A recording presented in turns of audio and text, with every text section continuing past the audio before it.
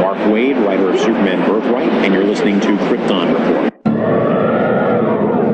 Up in the sky, look! It's a bird! It's a plane! It's the Krypton Report.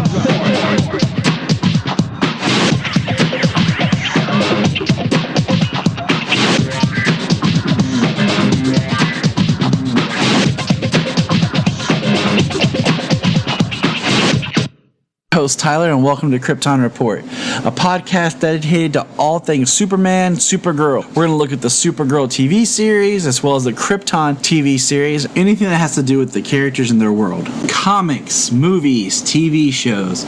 We will talk about everything and anything. We are part of the Southgate Media Group podcasting network. You can find us on Instagram, Twitter, Facebook at Krypton Report. You can also email us at kryptonreportpod@gmail.com. If you get a chance to go over to iTunes, Apple Podcast, please leave us a review to help us get better. You can find me personal at JTYPatrick on Twitter and everything else. You can buy a Krypton Report t-shirt at tpublic.com.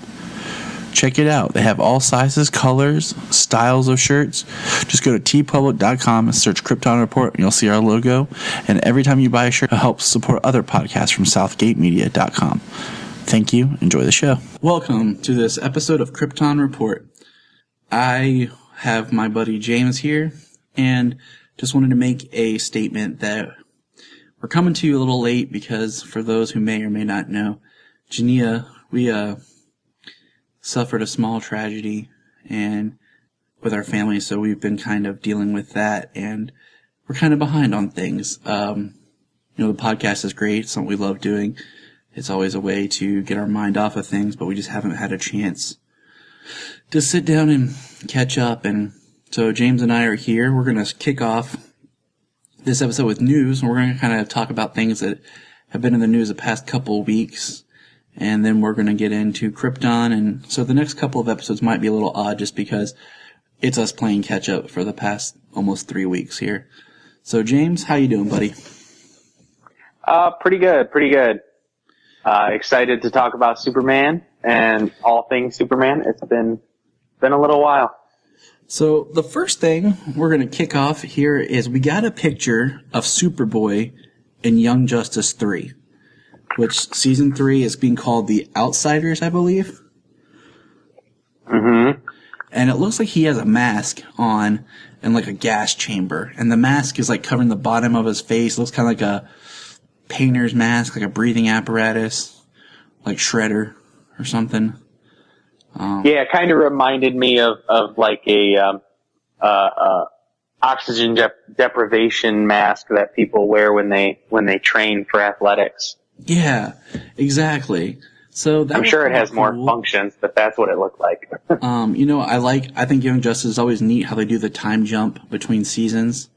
I'm really hoping they pick up the threads from the last season. Spoilers, if you've never watched Young Justice, stop this recording.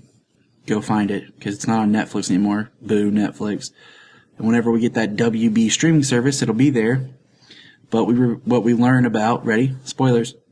Darkseid was behind everything. So I'm hoping they kind of pick that up and continue that thread in the next season. So that was cool. Good old Superboy. The first image is Superboy.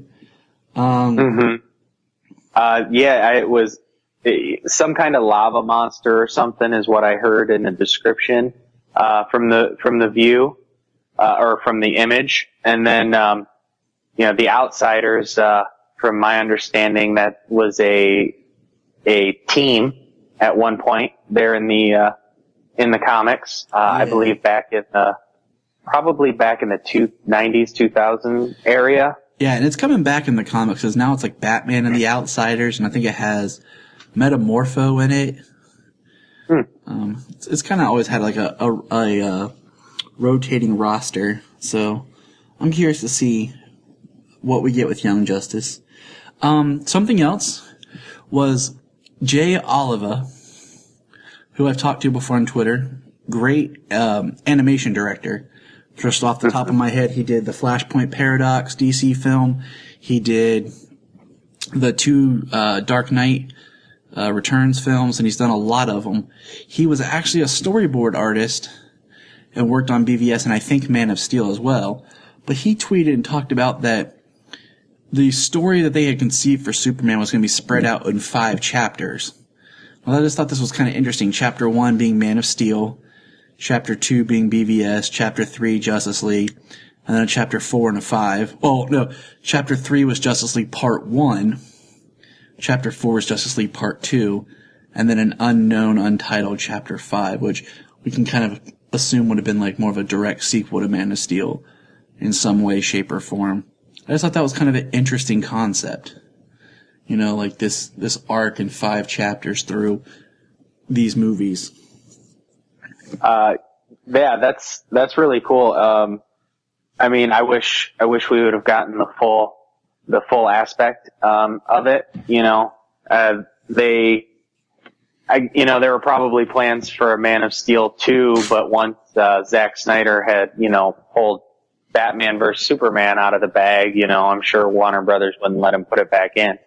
He's always said that they made a comment about at one of their meetings about what if Bruce Wayne got, a big delivery of kryptonite or something, and he said, once you bring up the idea of Batman entering and you put that on the table, you really can't take it off.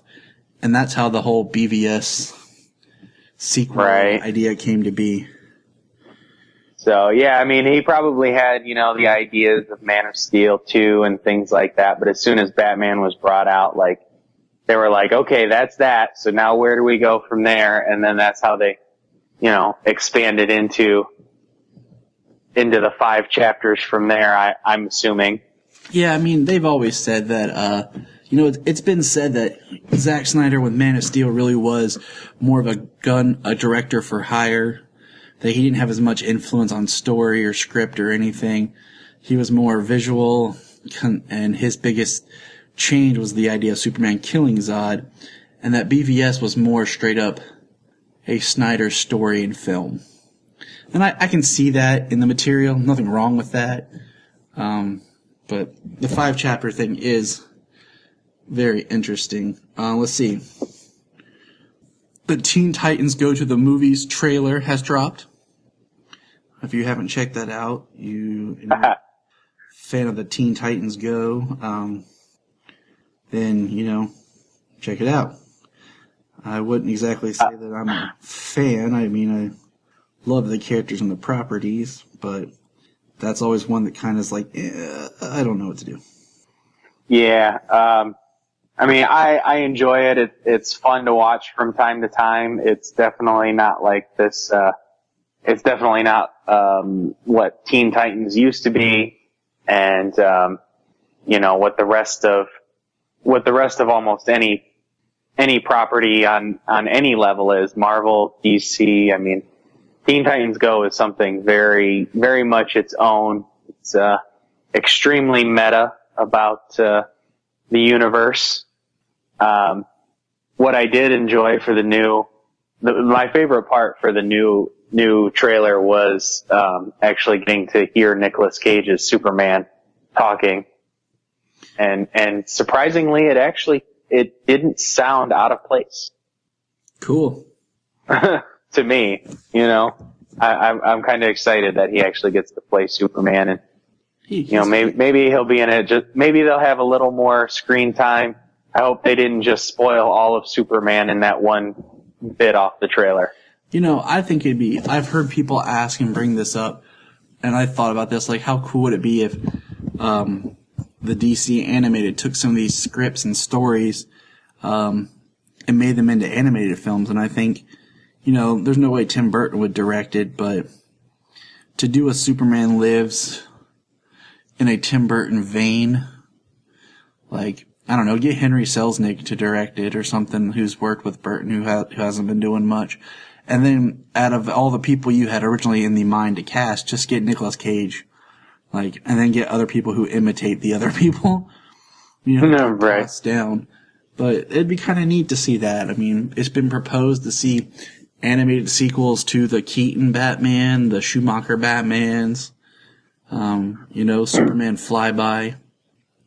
Yeah, those ideas of making further further chapters in those stories from, say Burton or Superman Lives, ideas that didn't come to fruition.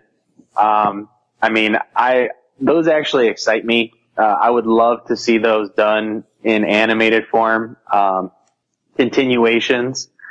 The Batman 66 revival with Return of the Caped Crusader and Batman versus Two-Face.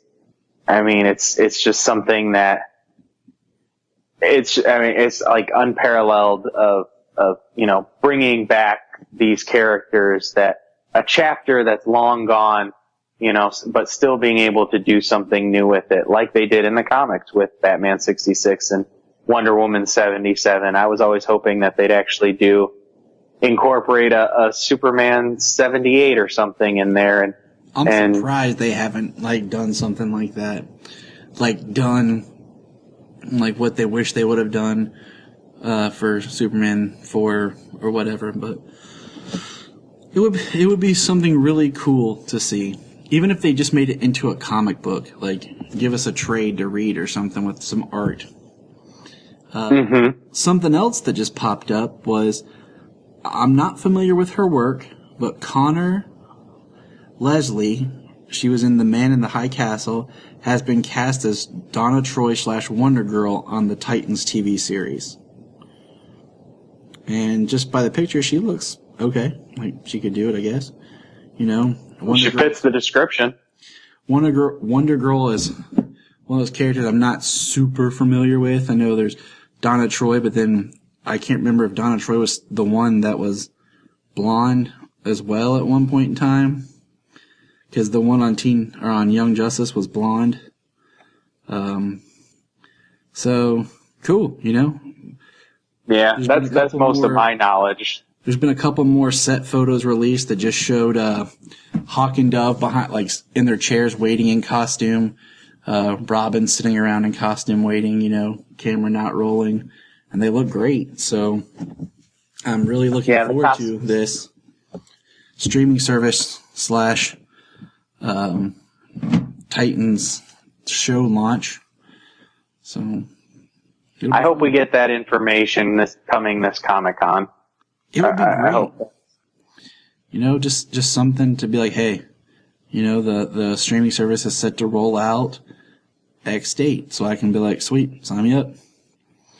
And then let's see, we got Arrow's getting a new showrunner, which I'm cool with because I think Arrow needs something to shake it up. I feel like this season of Arrow is not bad, but I feel like it's retreading a lot of stuff that was supposedly taken care of already. It's almost like they're making this season like the season 3 we should have had or something. Right, maybe the season 4 we should have had. That's what I meant. Not season 3, season 4. Okay, yeah. Yeah, the season 4 we should have had after, because, they have, with season 3 when Roy decided to come out and say he was the Green Arrow and went to prison and, faked his death and all that. It doesn't really fit to me. Colton Haynes is not the same stature as, Stephen Amell. Mm-hmm. So for people to, you really had to suspend your disbelief to believe that he would have been, Green Arrow. Because, just the stature is totally different. The height, the build. Yeah, I think it also goes to the fact that no one had really seen, he was still being called the Hood and everything at the time, so I don't know that anyone had a really good kind of idea of who or what he was. So, it did what it did for the show, but he's coming back for season 7, so I'm excited about that. I do like Arsenal, and Colton Haynes did a really good job. So, and then let's see, we're building up to a big one. We have I don't know what to call this movie, but basically it's not a Harley Quinn movie, but it's kind of like a revamped idea of the Gotham City Sirens, but it's being a Birds of Prey movie. And we have a director for it. And I just... Kathy Yan. Yeah, like, I'm cool about it because I always thought it'd be fun to see, like when they talked about Gotham City Sirens, I'm like, why not, instead of trying to do a lot of solo films, why not try some of these films that have larger groups, like having the Birds of Prey versus, the Gotham City Sirens. And you know what? Cool, if that's what happens, if, they spin a Batgirl movie out of this, if it's, we really don't know what type of Batgirl we're getting, if it's Barbara Gordon, if it's Oracle. I just think it sounds cool, like an all-female movie of like heroes and villains. Harley and Ivy and throw in Catwoman would be awesome versus Batgirl, Black Canary. Yeah, I think a large female ensemble cast, Birds of Prey movie, Birds of Prey versus the Gotham City Sirens type deal. I think that the whole female ensemble cast is a great idea. Over the years, the Bat family has gotten so large and so expansive. I mean, it's hard to believe that with all of the rogues involved with all of the characters that Batman's the only one who can take care of them these days, Yeah. So I think it would give that they call Batman the loner, but yeah, he's got more sidekicks and partners than anybody. Right. I think it's a good idea to have, the females that he's been, interacting with, that they would be able to handle, a team of female villains as well, I mean, like Batman's not the only one who can. Otherwise, why does he have all the sidekicks? It's untested ground. Like it hasn't been a comic book film. I mean, everyone always going to compare DC and Marvel, but DC had the first solo female comic book film of substance with Wonder Woman, and that beat the Marvel Cinematic Universe. They're just now getting around to their female hero, who's not even as well known, which is Captain Marvel. And Captain Marvel is just a comic name that has so many problems attached to it already that my wife didn't know who Captain Marvel was. She thought it was a dude. Right. Well, that's what Shazam. Yeah, that's who Shazam was for a very long time. And that's why they changed his name. Like, there's that period of time where, people work for both companies and stuff, and a lot of stuff got copied and ripped off from each other or used just to kind of stab at each other. And, I had to explain how Captain Marvel's character at one point was Miss Marvel, and how that Marvel Girls was a completely different character who was Jean Grey, and just But anyways, there hasn't been a female team-up movie of any sort, so it would definitely be something awesome.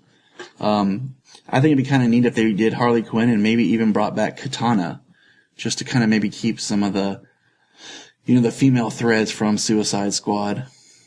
But yeah, that's actually a very interesting idea. That would be really cool. She could almost straddle the line, as it were.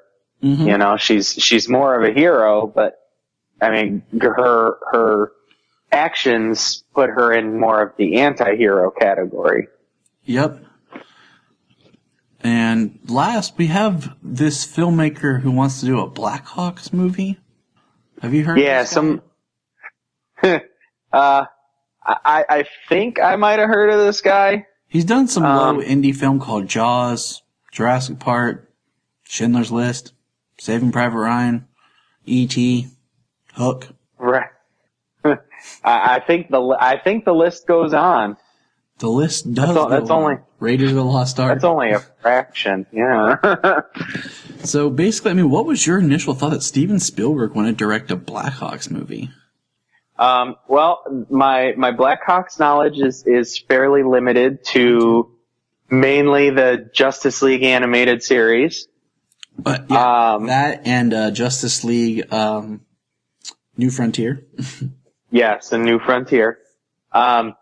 So if definite, it seems like it should be a period piece, which obviously is big time in Steven Spielberg's wheelhouse. And I heard that he actually had the idea of doing this maybe as far back as the 80s or 90s, like 28 years or something. If anybody can pull this off and make people give a crap about this, it's him. Absolutely. If Steven says, "Hey, I want to do this," you say, "Okay, Steven, what you need?" Yeah.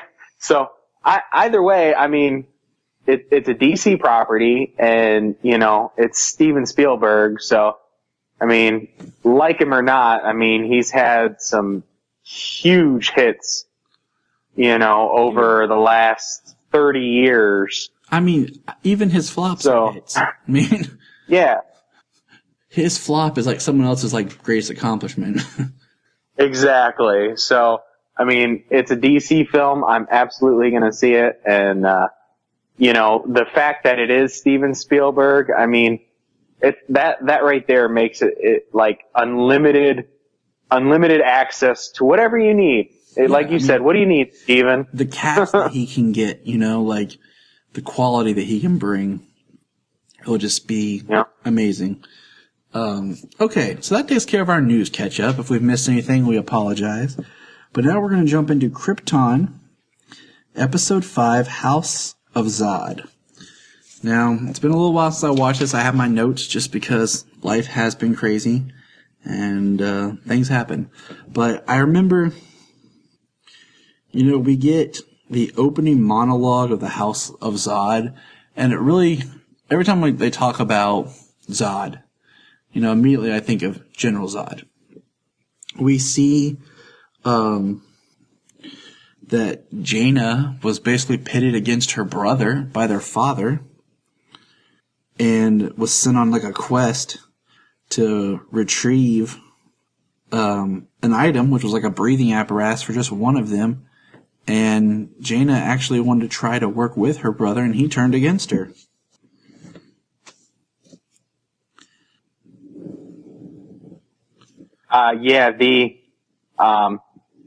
That whole sequence between her and her brother, their history, their training, their father, that was pretty awesome. Honestly, the biggest thing is, it still has to hit home for her because of her training robot or whatever that she was using was like an adult version of her brother who is no longer with him, I would assume. Yeah, because we think she's training with a person. Mm-hmm. It's actually a program. So I thought that was very interesting. I think it's interesting that Nyssa Vex is on the verge of betraying her father. We learned that supposedly the House of El had destroyed and released a great weapon before on Krypton and has the power to destroy Krypton. I still was fuzzy on how is it possible that they think Lyta is a betrayer? How is she... what is it that they think that makes Lyta the fall person, Yeah, well, I mean, it's a frame job, so... And it's kind of a frame job. Did you remember? Cole, it's Cole Duh, KOL-DA. Yeah. Cole Duh. Oh, yeah. Now I know I recall what you're talking about. Yeah. Now, yes. She's got a special little friend. Yeah, she's got a relationship with the head magistrate, Darren Vex. I'm about to say, AKA Mr. Vex. Yep. He's making sure that he gets the quality information he needs. But yeah, so she is basically, only reason she turned and is like pinning on Lyta is protect herself because Darren Vex doesn't want nothing to happen to her. But my thing is, guess what happens to her? Prison shanked. Yep. I was like, dang, she got killed. Vex got pissed. Jaina saved Lyta. Awesome. This episode didn't have any more of the cape. We haven't seen the cape since what? The first episode or the second? Second episode. Okay, so we're like 3 episodes removed from seeing the disappearing cape. So that's kind of weird that we haven't kind of gone back to that or really been back in the fortress much, but we see the stronghold that they're protecting looks like it has the L symbol, like the family symbol, but it looks different. Not sure. And, you know, we're kind of going through this quickly because it's been a while since we've watched it, and my brain is just mush since everything that's happened.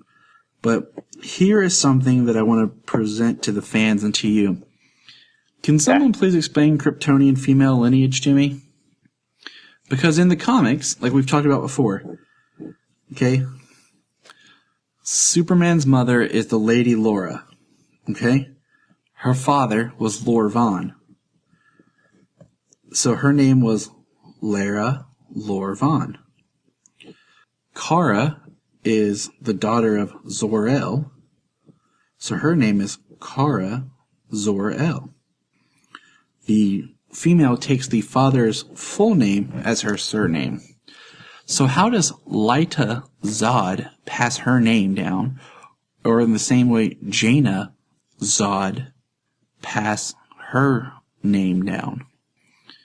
You know, like, and wouldn't her name be Jaina blank Zod, you know? Like, it's just confusing to me. Like, I don't think someone, like, studied their Kryptonian information, David Goyer, when they presented this. Look, love him or hate him, David Goyer's done a lot of great things and has worked hard in comic book movies, and I'm not hating, I'm just saying, I think he does a lot of things right.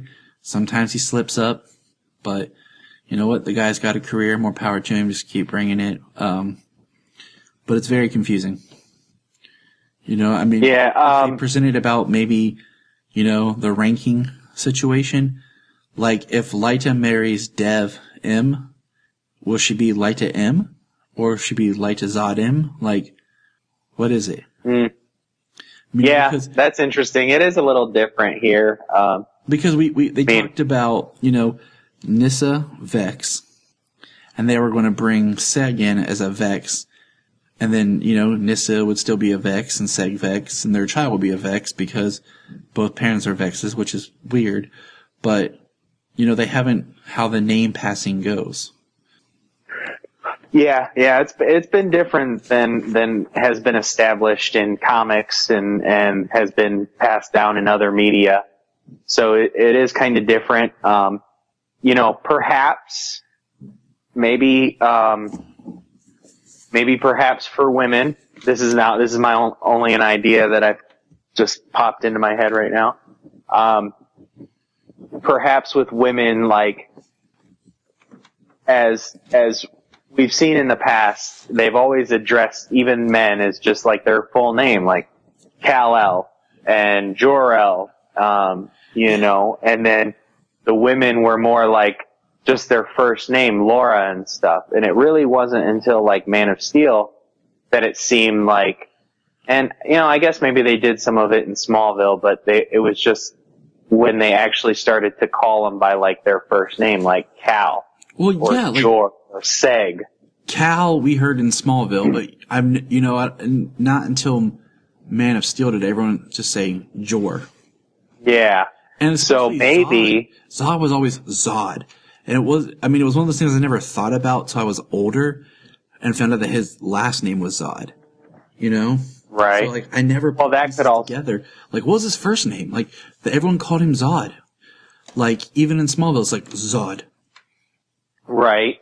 And, that could also be kind of like the, for lack of a better, example right offhand, when they go like General Patton, Yeah. his last name is Patton. So like they go by General Zod, Primus Zod, they address him as their last name in that regard. But, the idea that I had was like for women. So instead of going, say like Kara Zor-El or, what'd you say? What was Laura's, Laura Vaughn.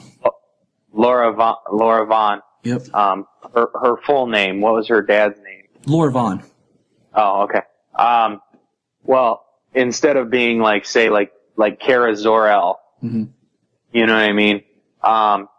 Not addressing them as a full name, the idea is, like in the Muslim, in the Arabic nations, the children, their middle names are their father's first name. So somebody I knew, first name, Nabil, and last name, because their father's name was Nabil. That's cool. So, I didn't know that. and that was that all of the children, the son, his first name, Nabil, and the last name, all 4 daughters had the same middle name, Nabil, after their father. So maybe as more of a middle name type thing like that, but they're not addressing them as their full name, like Kara Zor-El. You know what I'm saying? That's cool. That's a really good thought. I did not know that about the culture. So that's really cool you bring that up. And that literally just popped in my head when you were discussing it. So. Jumping to the end of the episode, we're left with a little bit of a cliffhanger. See, earlier in the episode, we saw that the Zod had like a family metal necklace. It's kind of like a dog tag looking thing, was passed from Jaina's father to her. And then we see Lyta with it. And at the end, we get, I don't know if we brought this up, but good old Walter Steele from Arrow is here. I really wish I could remember his name. Yeah, me too.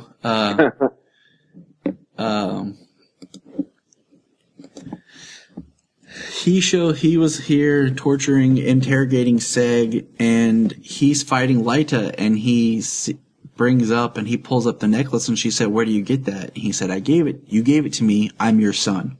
Boom. Cliffhanger. Thoughts. Go. Yeah, I mean, I'm your son. That means one generation down, that's General Zod. I know. Superman's, one of Superman's greatest enemies. And like, it just completely, I was like, oh, okay, so, they've done a race change on Zod. That's cool. So that now they have their own General Zod, so it doesn't connect to anything else. Okay, that's cool. Walter Steele is Zod. That's cool.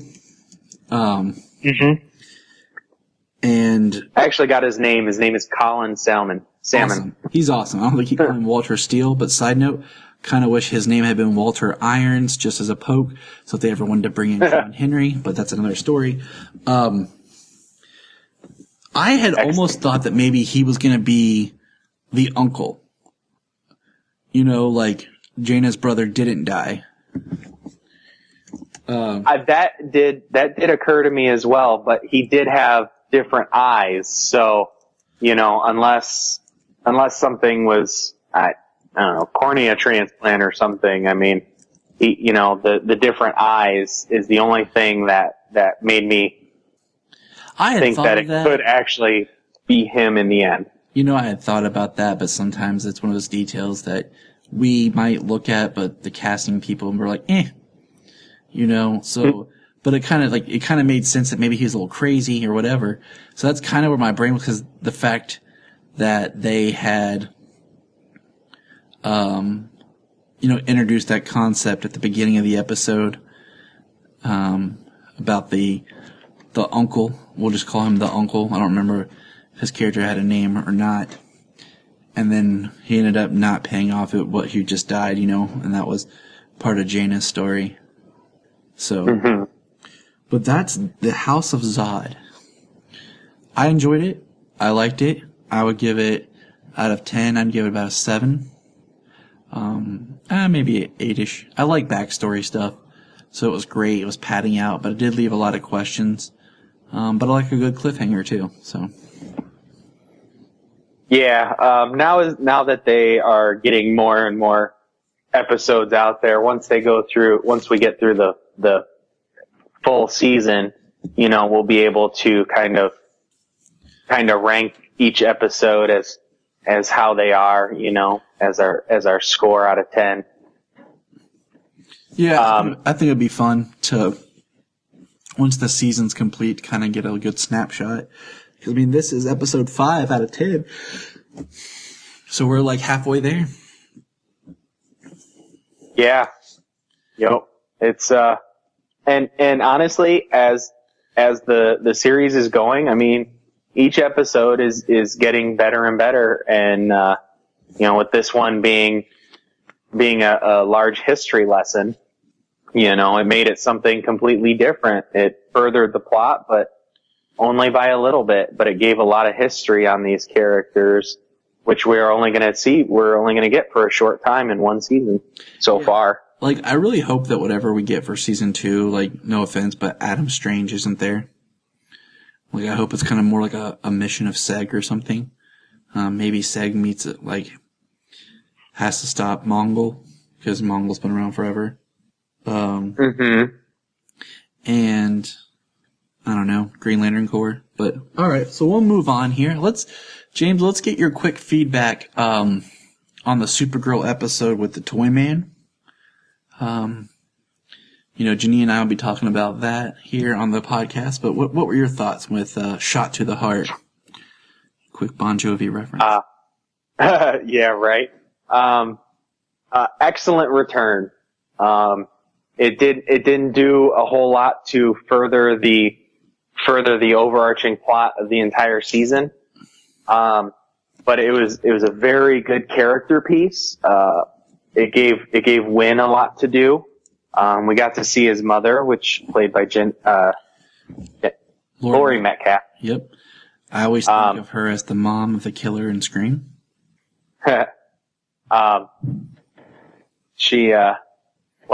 These days she's Sheldon's mom, so. Yeah, she's everybody's mom. Right. But she did a really good job. It was very compelling. There was a lot of good story between, her and Wynn. Good character development, of Wynn's character. They got to show a lot of the, friendship aspects between, him and James Olsen, that they developed last season, since he's been severely lacking this season. The one thing about this is I really like the fact that they took time to do an episode about Wynn. Because I really feel like he's a character that's really gotten pushed to the side. Like, yeah, I know the show is Supergirl, but when you're doing, you have great characters, I don't mind when you take a time to, give a character an episode. Especially, I like Wynn. I think and Jeremy Jordan's acting when he, the scenes of just him and his mother interacting, where he talks you left me, and she reveals, it's because Toyman threatened to kill Wynn if she didn't.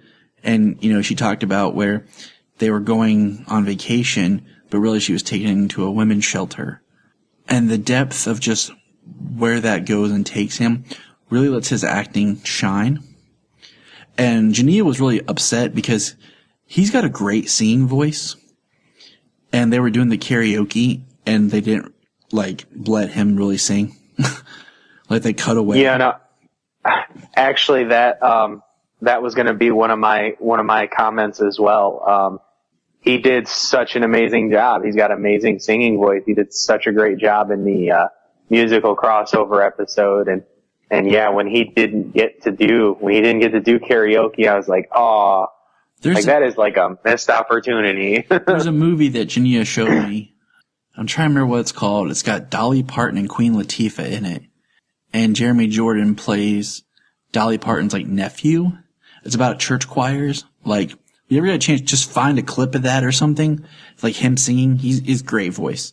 So I really wish that he would have got to do more in the musical. But he's a great character. I feel like he's, today Solomon and I watched, the first 2 episodes of season 2 again, just because, I really like Tyler as Superman. I wish he would have got more. I think he's like this really great in between Superman of Henry Cavill and Christopher Reeve. I think he kind of has a little bit of both of them mixed in there, and I think he could be a really great Superman given more time. But we haven't got to see that. So Solomon and I were watching that today, and I forgot that's where Wynn officially becomes part of the DEO and all that, and I just I feel Wynn got shortchanged at times, and they didn't know what to do with his character, and I'm glad they haven't made him a villain, like made him Toyman or anything, like they did the Toyman as his father kind of storyline. And I think this was a great episode. I don't mind that Kara took a backseat. There was a great shot of Kara though, like I love how much she uses her heat vision. And you see these toy planes or whatever come flying in, and she just like looks up and is like using her heat vision. The camera pans. It was awesome. Totally great. Yeah, the toy flying monkeys. Yeah, that was great. I love the Wizard of Oz reference they had with that. The only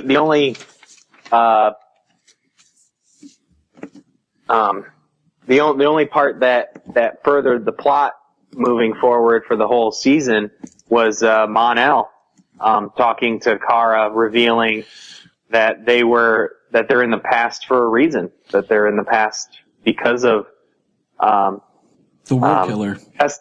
Because of the world killer Pestilence. Yep. Pestilence, who becomes Blight in the future. I thought that was great. I thought it was kind of funny how he kept trying to talk to Kara, and she's like, I don't think it's right that you talk to me about him. He's like, no, that's not what this is about. It's about what it was. And he tells her why the Legion is there. And I cannot remember if there's supposed to be more Legionnaires asleep or not, or if it's just the 3 of them. I can't remember, but I'd like to see Lightning Lad and Bouncing Boy. So it was a great episode. It was. I love seeing Wynn. I had to chuckle when they were in the toy factory. And Kara got like slapped into like a giant, like action figure. She got packaged. Yeah, she got packaged like an action figure. And it even said Supergirl on it. I know, like how planned was that? Right. But we did get to see, Mon-El did talk about, his costume, which we're going to see in future episodes. We've seen stills of that. We've talked about that. Finally see them boots, man. But he's been on Earth now, because in the future he's been on Earth now for 7 years. So his body's actually had a chance to, absorb solar radiation, similarly to Kryptonians, and he can now fly. And he did some crazy cape action with that mechanical Tyrannosaurus Rex. Solo loved the mechanical T-Rex. Loved it. And yeah, like it was kind of weird how like all of a sudden Mon-El flew, and I thought to myself, has he done that before? Like, I was like, I don't remember that, but it's not out of his wheelhouse. It just seemed odd. Like, 'cause I don't remember him doing it yet this season. No, he hadn't done it prior to that. It surprised me when I saw it. I was like, I know his character can. Yeah, like I had to take a step back, like, wait a minute. So, yeah, shot through the heart, and you're to blame. I'm kind of mad that nobody even like started that song, or there wasn't even like in the karaoke or anything. Like anybody referenced it. I wonder if that was the song that Wynn was going to sing. Yeah, like even if he just said, I'm going to sing a little Bon Jovi, would have made it perfect. Right. So, the next part of our podcast here is something big happened in comics. Do you remember what it was? Yes, I do. Action Comics 1000. 80 years. 1000. 80 years of Superman. Happy birthday, Big Blue. So we're going to bust out this Action Comics 1000 and kind of do a quick chat about it. Now, which cover did you get? Well, when I went to pick up mine, there I only had a select few to be able to get. I ended up going with the 1930s cover. Which is it's not going to be my last. That's the one that was sold out of every shop I visited around here. Like there's only one left on the shelf of this cover. I got the standard because I wanted to have like the regular issue, and then I'll start buying variants over time. But you know what? I like this look on the cover, but honestly, I don't think it's Jim Lee's best. I think the cape looks bad. I'm gonna have to get the standard art, but yeah, I'm gonna be hunting down these variant covers for a while. And I mean, probably actually pick up another one this weekend and have two of them.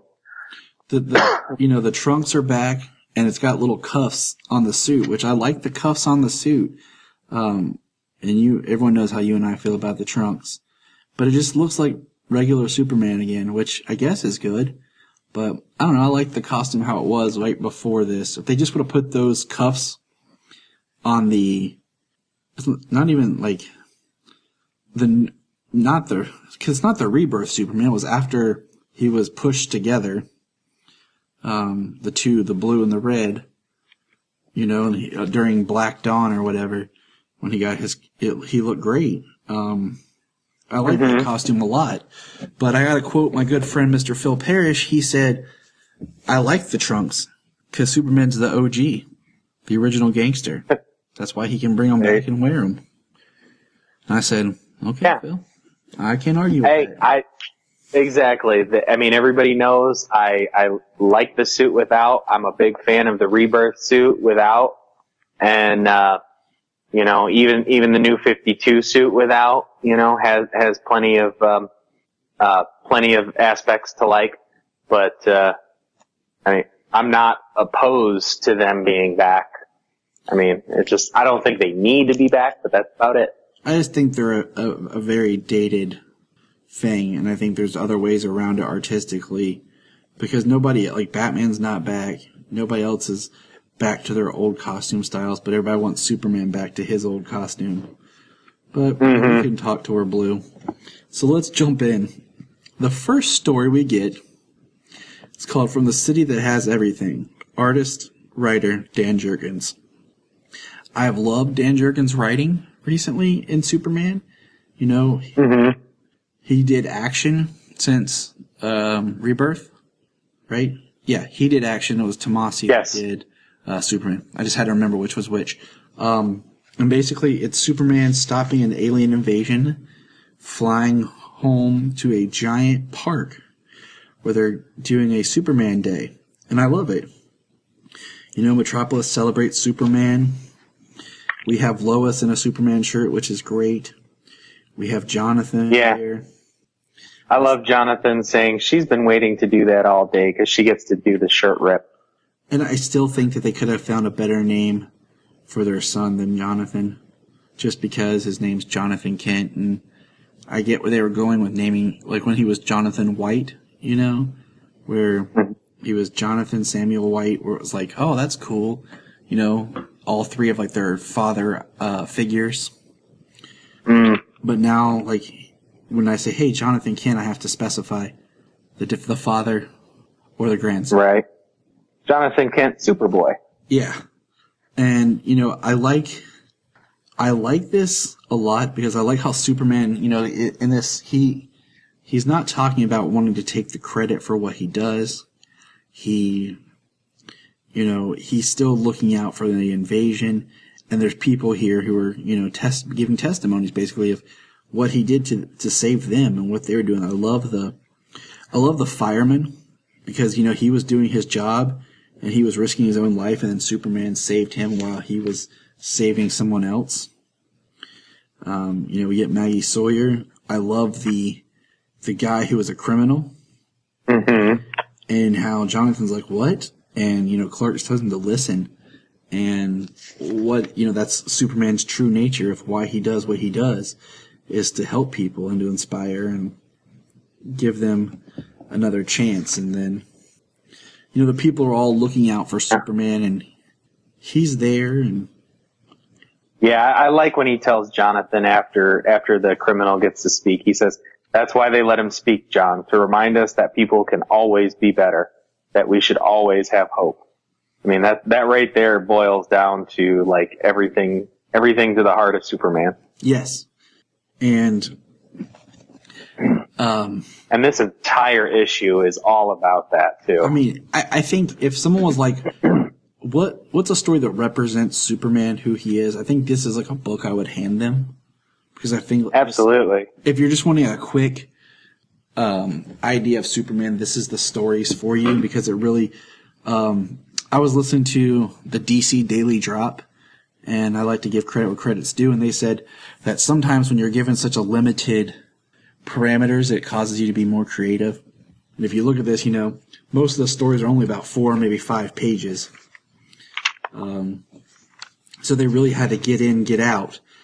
And I think this is actually one of the longer stories, because we find out that Superman has thought that Lois had been talking to Perry, but really he's talking to Batman. There's an invasion, but the rest of the Justice League is taking care of it, so Superman can enjoy this day. So Clark goes running off and flies over, and then you see all the people who are excited that Superman did, stop by. Superman shows up, sees Wonder Woman, says, "Don't worry, we've got it." He says, "We who?" And then we have a panel that shows everybody, basically. And what's interesting is if you really study this panel, there's Harley Quinn in the back. Yeah, with a Superman shirt on. I love it. I love how you see Superman, you see Wonder Woman. And if you look, it's Flash. It's all their newer costumes. There's Wally West Flash. There's Damian. There's Supergirl. Nightwing. There's Jessica Cruz, Green Lantern, Aquaman, Mira. Yep, they got Steel and Booster Gold. They've got 4 Lanterns there, Firestorm. I mean, Raven, both Kid Flashes, and then classic Superman. And looking at this image of Superman descending. If I just picked this book up, you wouldn't know that it's a newer story, because it looks like Superman straight from the 90s. Mm-hmm. Granted, it is Dan Jurgens doing the art who drew Superman in the 90s. But just the costume and everything just looks like they went back to being the same. Right. Yeah, I love this story. The superheroes. I mean, the whole thing is it's not even about Superman getting praise. He doesn't want the praise. It's all about the people. Everything he's done for the people, and and everything he's done for all the heroes. None of us would be here without you.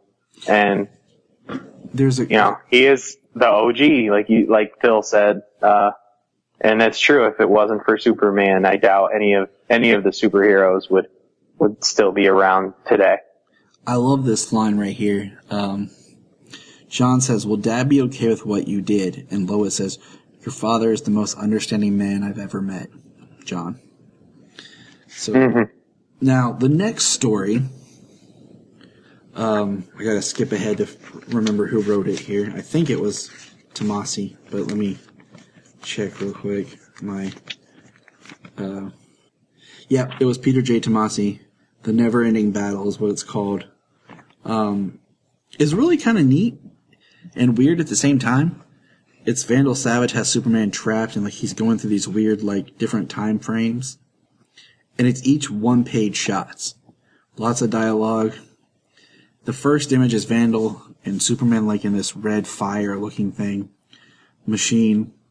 And the second one's the 1930s cover. The old style, and he even makes a reference to his lack of power he has. And it's just kind of neat because each panel is a little bit different. we have this one picture, and each Superman's drawn different. Like, he stops this train, and he's a really big, thick Superman. Then we see him in World War II, and he's got, like, the black behind the S. Then we get this really weird, like, Space Colorful Travels looking thing. And then... right. And then we get this one that kind of reminded me, like, it looks almost like, what's his face? Why am I blanking? Gosh, it's too late. George Reeves. Like, it looks like it's from Superman and the Mole Men. Mm-hmm. And I thought that was really cool, kind of paying homage to that. Then we get Superman fighting a fire-breathing dragon, which is pretty cool. Then we have Superman fighting Superman. And it's cool because one of them looks like an animated cartoon. Yeah. Then we have kind of like this, him getting shot by lightning, which kind of looks very similar to the Frank Miller Dark Knight Returns Superman. Yeah, it actually does say Pat Gleason after Frank Miller. It is paying homage right to the Dark Knight Returns. And it's kind of like it's going through the different chapters of Superman's life. I mean, we have him fighting Banshee on a page, then Superman in the black costume with Superboy, original 90s Superboy in steel, fighting Mambo. Mm-hmm. Then we get a really cool of him being in the Phantom Zone, like Diamond, but it's the Kryptonian villains from the animated series. Yeah. Yeah, I thought that's actually one of my favorite pages. I mean, all of them are good, you know, in this story. This is one of my favorite pages, though. The homage to the Donnerverse with the Phantom Zone, the fortress, the Crystal Fortress, and then Jack Sewer, and I forget the girl's name from the animated series. I know, me too. That's what I'm sitting here thinking. But the next two pages are my favorite. Because we get I'd say that one and the next one are my favorite out of it. I love Superman fighting Magog. Mm-hmm. And it's the Kingdom Come Superman. So it references Kingdom Come. I love it. And my favorite's this one, the last kind of page here, because if you look at it, it's the New 52 Superman turned into the Superman Black, turned into the Rebirth Superman, then turned into the current Superman at that time. So like that sums up like since like the past 7 years, kind of his arc. Yeah, that's a really awesome shot too. I mean, the last three are all of them are great. The last three really do stand out. I mean, I really like this story. I mean, the last page is him and it's Happy Birthday. It's him with Crypto, Lois, and John, Superboy son.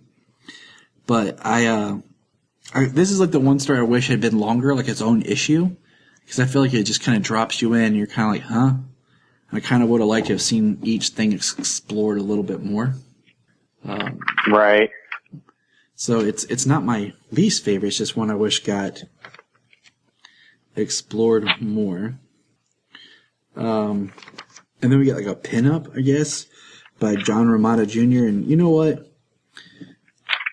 I like John Romita Jr.'s art when it's characters I don't really care about, like Kick-Ass, but not when it's Superman. Just throwing that out there.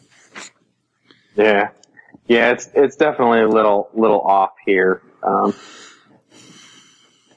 mean, I'm a decent artist. I'm not a comic book artist, so I can't say a whole lot, criticizing, but it's just not one of my favorites either.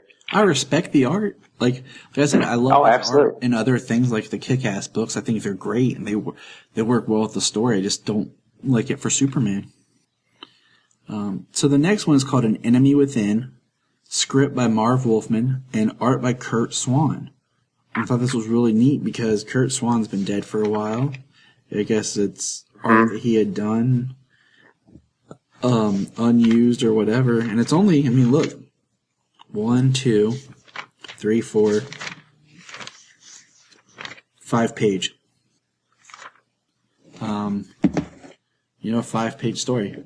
Yeah, I had heard that unused, and Kurt Swan had passed away a while back.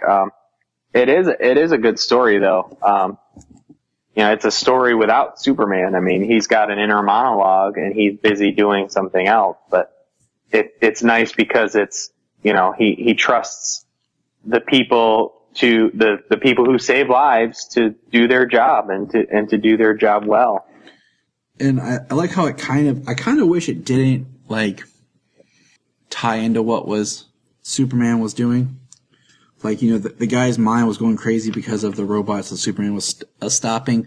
I kind of like the idea of just Superman not being able to help people, and the cops, do have to do their job. Mm-hmm. And then the last page of the story is Superman flying, which is great. What he does best. Yeah. The next one's what I really like. The next one I really like, The Car, written by Jeff Johns and Richard Donner. And I kind of wish this one had been first, because it's a direct sequel to Action Comics #1. Because The Car is the car from the cover, that he's smashing. Yeah, it's actually pretty interesting because, how Action Comics, the early stuff, it was kind of like, the stories weren't in like a sequential order. It was just like boom, boom, boom, all these different stories. So it's nice to have this story come out of like the literal cover of Action Comics #1. And if you look, the guy's telling the people who are fixing his car, like, what happened? They're like, yeah, we're probably gonna have to junk this car. And he's like, a man wearing red underwear. And the guy's like, you ought to stay off the sauce, pal. And, Superman comes back and kind of confronts him, and it's like, I met a lot of men like you, Butch, hot shots with big mouths and the muscle to back them up. And he basically gives him an option of continuing down this way, like with his life, or he can junk it. And Butch basically makes the choice to go a different path. And, he talks about, I thought it was kind of neat. He says, where'd it go? I lived on 54th. I used to get so hot in the summer. We always wanted to go swim, but there weren't no pools. And, he's just talking about how, things that caused him to go downhill. And I kind of take it farther. It just shows that kids who have nothing to do are going to fall in something to do. And if they don't have maybe someone to steer them in the right direction, they're going to fall. And oh yeah, it's easy to fall into them destructive behaviors. It's harder to, build up constructive behaviors, especially with no one there to help you. Exactly. And the last panel is him like busting a fire hydrant, so the kids are playing. I always thought that was cool. Yeah. A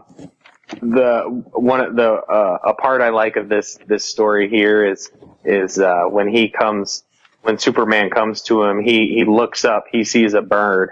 He looks up again, he sees a plane, and then he looks up, says, "It's you." Sees Superman.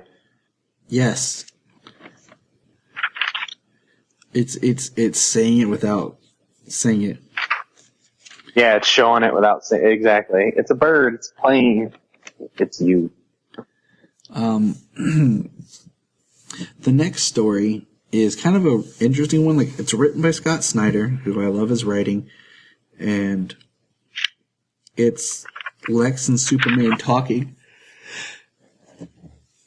And basically, Lex has got something that's there to hurt Superman, but they're walking and talking about the past, about an experiment that Lex had, and when he was a boy in Smallville, which I think is neat. So I think, it's kind of interesting that, some stories still tie Lex to being present in Smallville. Mm-hmm. You talk about how he was experimenting, and then we see that, Superman, in his remembrance, we see that he actually helped Lex out. And they're talking about the ending of the world, and they're at a planetarium, and, Lex did get this stuff. And they mentioned the 5th season, which is funny because being in Ohio, we get what the 5th season is. We live in the 5th season. The weather, everything. It's just like... Yeah, it's a constant flux. I'm trying to find the panel where he explains it. Hold on.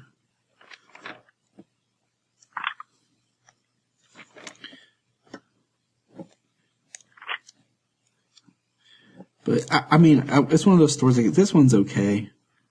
I mean, I hate saying it's just okay, because it's Scott Snyder, but it's good. It's just not one that captivates me. Yeah. I mean, it's not one of the stories that has any real action in it, It's nice to see the arch nemesis at this, these two guys who are always, trying to take each other down. And at this point, Lex has the answer to take him down. But, they actually just get along. They talk, they understand each other, because it's not always about just having to tear each other down. There is still more out there in the universe, as the final panels show. There's still more out there in the universe than just them butting heads. And they both understand that. So it is a compelling story, even though it's not like some kind of, high octane story.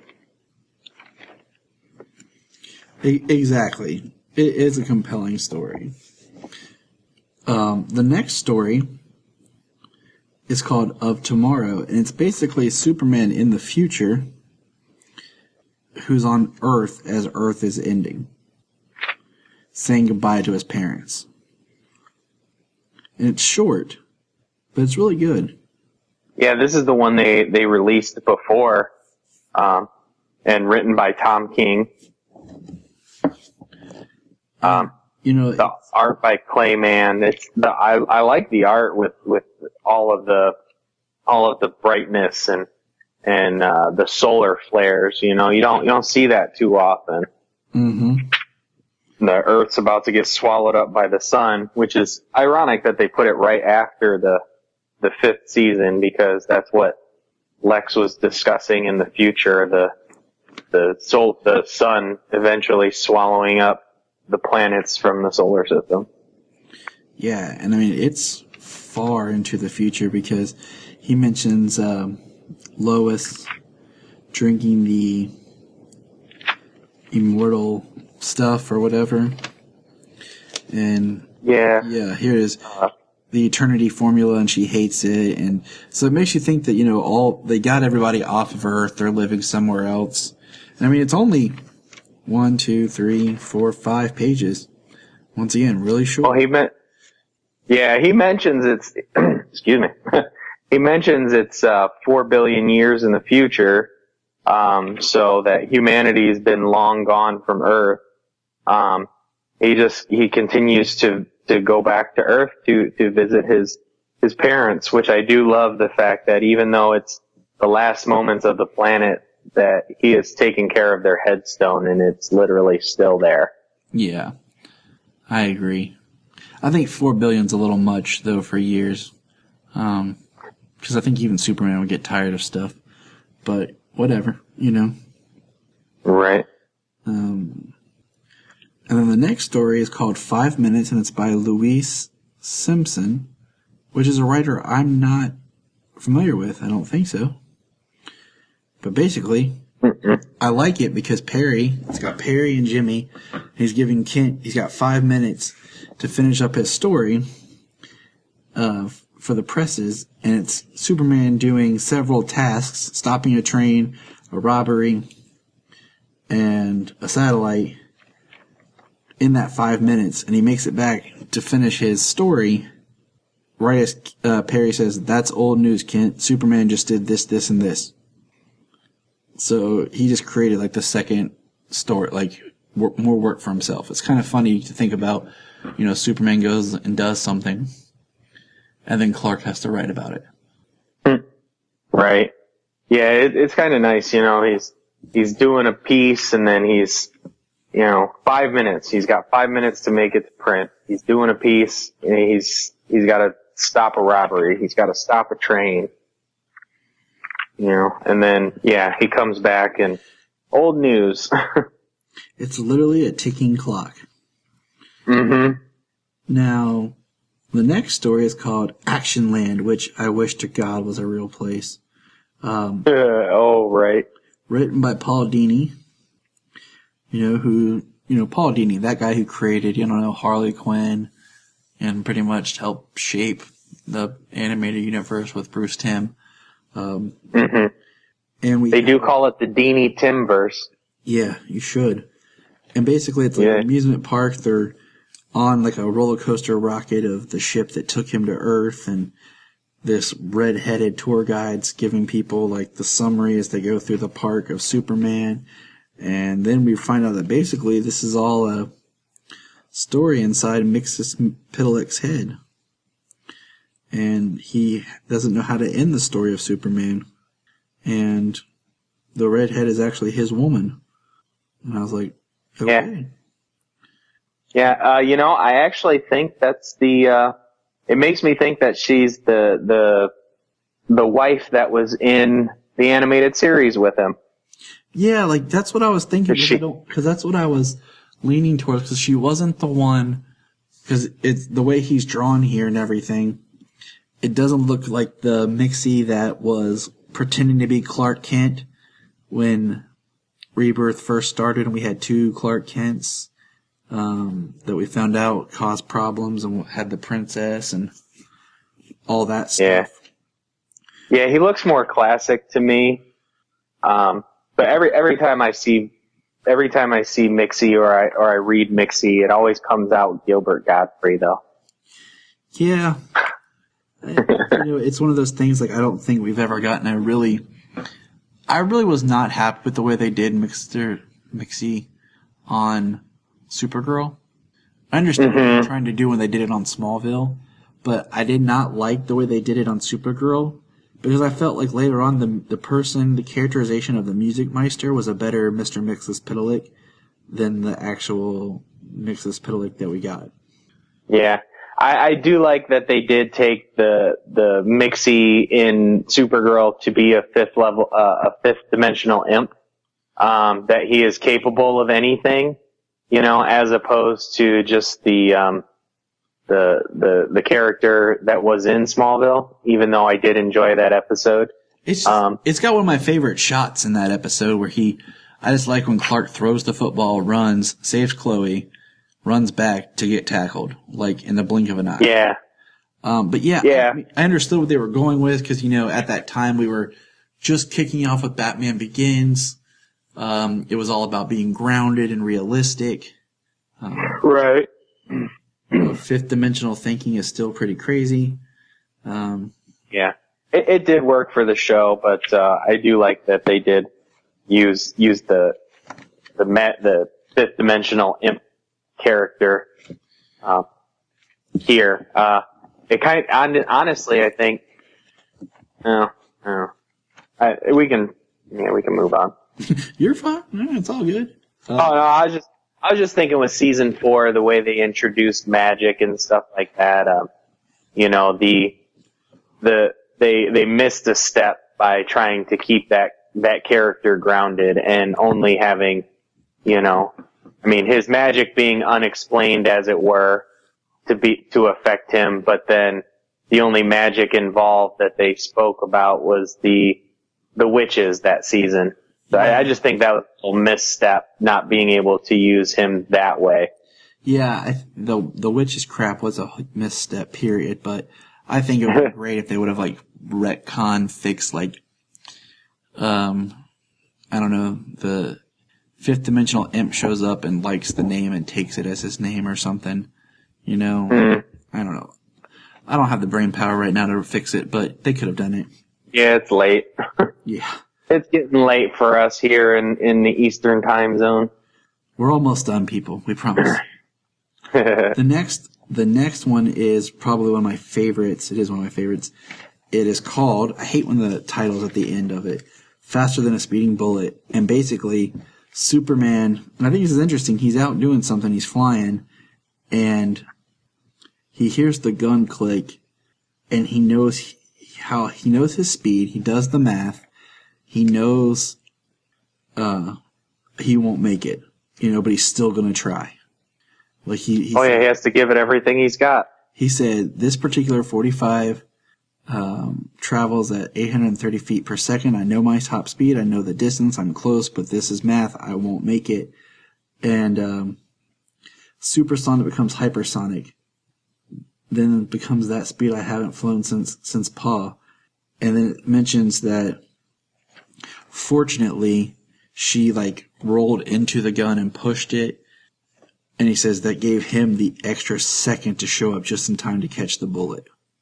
Yeah, kind of just the push kind of cleared the distance, which gave him that fraction of a second he still needed to get there. And it's so crazy to think about. And he says, what you did. He says, what you did was brave, Lila. I just did what Batman would. That was a joke. Right. And so he said, you sound like my dad. He says, all of us are here for a reason. He says, your dad is a smart man. And then the best, the little down here on the side, Lois and Clark talking. It's just, it's just in dialogue. There's no picture, but it says, Clark says, I met a good one. Or she says, I see that look on your face. You met a good one today, didn't you? He says, I meet a good one every day. And, she says, people always say they're inspired by you, but I know your real secret is you're the one inspired by them. And it was written by Brad Metzler, who's a great writer, period. And then we get the... Yeah, I did like the ending. I did like the ending with the entire story was great, but I think the ending really pushed it over the top, with him being, he does take inspiration, and, Superman, he is the smiling beacon of hope and everything, but, he feels the weight of the world. He feels the good and he feels the bad. So when things are bad, they're really bad for him. He really feels it. But when things are good, it also pushes him that much harder. Exactly. Now, the last one we get is called The Truth. It's the first introduction of Brian Michael Bendis as a writer. We have Jim Lee on art. And right off, it looks like a Jim Lee art. It looks like things I have seen before, either from the New 52, Justice League, or the one that he drew, Man of Tomorrow. I'm drawing a blank. I have it right here. What is it called? For Tomorrow. And, it's Superman getting beat through the city. And the best part's the two waitresses that find him that are kind of talking. And they make the comment, hold on, where is it? I want to read the exact quote. Says, he's so heavy, you think? He's wearing the red shorts again. I saw. Why? I love it. That's what I was looking for. See, and that's and actually I asked you that before. So in the New 52, since Rebirth and coming up to this point, my knowledge throughout the New 52 and Rebirth was that he didn't wear the red trunk. So was there a point that he did? That was kind of the whole thing where Superman Red was the New 52 Superman, and then Superman Blue was the post-crisis Superman, and supposedly he got split in half at the dawn of the New 52, and then during that whole, what was it titled? I can't remember right now, but basically when it's revealed that Mr. Mxyzptlk was the other Clark and causing problems, and the two energy forms come back together and make one whole Superman, and they merge the history and the timelines of the New 52 and the post-crisis all becoming valid events that somehow exist, and So, Oh, okay. So that is what has something to do with it. Like, yep. okay, the Superman Reborn storyline. Yep, that's what it Basically, was. I knew it. Okay. I knew it was re something. Yeah, so just the knowledge of the past that he had the trunks on and he wasn't wearing them currently. Yep. Okay, I get it now. And then we get this ugly looking mother, and Supergirl shows up, punches him, uses her heat vision, and I like the way Supergirl looks. I like this suit. I like that it's taken more from the TV show. I don't like when they make Supergirl look like she's like naked flying. Mm-hmm. You know, one thing I like about the TV show is that like she has like the hose on under her skirt and boots because, let's face it, something should be on under that skirt if she's flying around. Yeah, the skirt has gone up a few times throughout the last throughout the 3 seasons, and yeah, she definitely would need something on.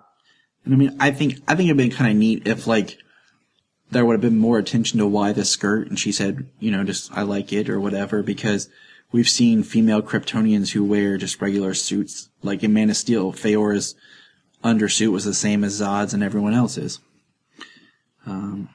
So we see this behemoth punching Supergirl. Superman gets up. He's going after him. It's all chaos. You know, he fights. This guy he says, I am Rogol Zar. I'm cleansing. I cleansed the galaxy of Kryptonian plague. I'm here to finish the job. Your bloodline must end. And then he says,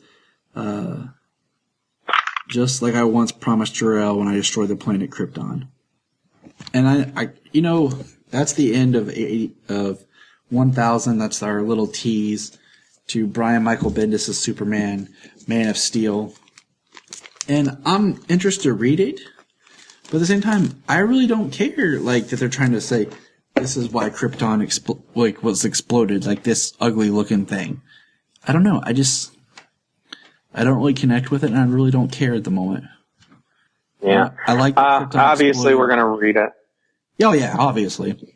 I mean, I like that Krypton exploded because the people did it themselves, you know? Yeah, I do like that. I do like that one as well. I like the idea, you know, that there was war or whatever, and they caused their own problems, but I don't need, like, some destroyer, like, I don't know, even his look I don't care for, like, whatever. I'll read the story. We'll see how it goes, but I don't know, I'm just... Yeah. I'm hoping there's some more compelling, reasons as to, you know, why he calls it a Kryptonian plague, why he says he destroyed the planet. Yeah, it'd be awesome if he's like oh, this just came to me. Like, what if he's like that was the original quote unquote Doomsday, and then it was his DNA they kept cloning and replicating to make Doomsday? Like, I don't know, that just came to me. That's interesting though. I thought if you look back at the Ha-El story from the New 52, was a much more, I think it was a very interesting, complex character, story arc, but we've gone on for a while here, so we're going to put a pin in it. That was Action Comics 1000. Love the book. Pick it up. James and I will be back soon talking more Krypton, more Supergirl, more everything. And on the way out, you'll hear how to get a hold of us online. So until then, look up in the sky. Yeah, it's getting late. I gotta go help Janine with the kids. You can find us on Instagram, Twitter, Facebook at Krypton Report. You can also email us at kryptonreportpod@gmail.com. If you get a chance to go over to iTunes, please leave us a review to help us get better. If you're an Amazon shopper, just remember you can go to southgatemediagroup.com. There's a portal, log into Amazon, and you'll shop into your account just regular, but it also helps keep all the podcasts on and helps keep Southgate running. Remember, look up in the sky.